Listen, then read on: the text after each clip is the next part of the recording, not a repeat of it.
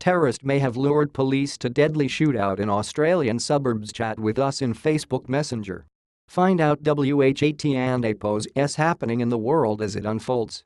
An armed police officer walks at the scene in the Melbourne Bayside suburb of Brighton on June 5. 29-year-old may have lured police to apartments by taking a hostage. Australian PM says the attacker had a long history of violent crime. An armed standoff in Melbourne, Australia, which left one civilian dead and 2 police in hospital, was a terrorist incident.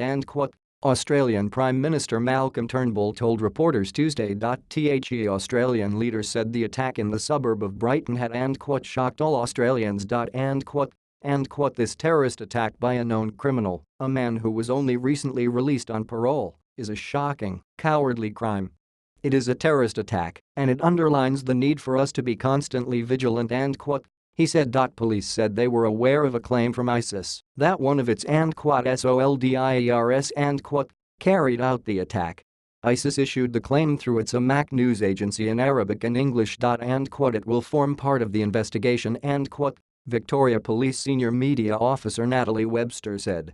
Police outside the scene of the incident early in the morning of June 6. The incident began Monday afternoon when 29-year-old Yaqub Khair called a sex worker to a serviced apartment building in the affluent Melbourne suburb, Victoria Police Chief Commissioner Graham Ashton told reporters. Once Khair arrived at the apartments, he killed the 36-year-old Chinese-Australian concierge with a shotgun and took the female sex worker hostage, calling police to say they should and APO's try to intervene. Large numbers of police soon arrived on the scene at about 4 p.m. local time, Ashton said, including counter-terrorism teams. Brighton police are attempting to negotiate with a man inside an apartment. It and APO's believed a woman is with him who he won and APO's allowed to leave. Victoria Police, at Victoria Police, June 5, 2017. After 2 hours, the man burst out of the apartment and began firing at police, hitting 3 of them. He was quickly gunned down by law enforcement authorities. Ashton said it was possible Khair had taken the woman hostage to try and lure as many police as possible to the apartment. We still don't and APO's know exactly whether that was the case. It and APO's early days.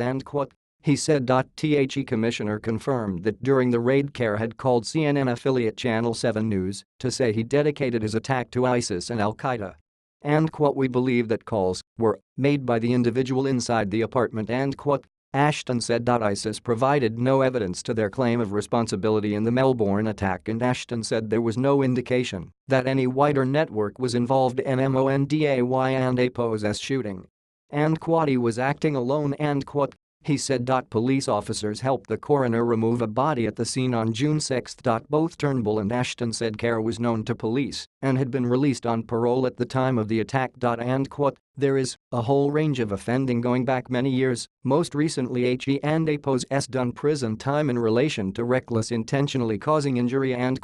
Ashton said. Ultimately he and APO's been qualified on parole and was on parole at the time of this offence. Khyre and APO's home in the Melbourne suburb of Roxburgh Park, where he lived with his mother, was being searched by police on Tuesday.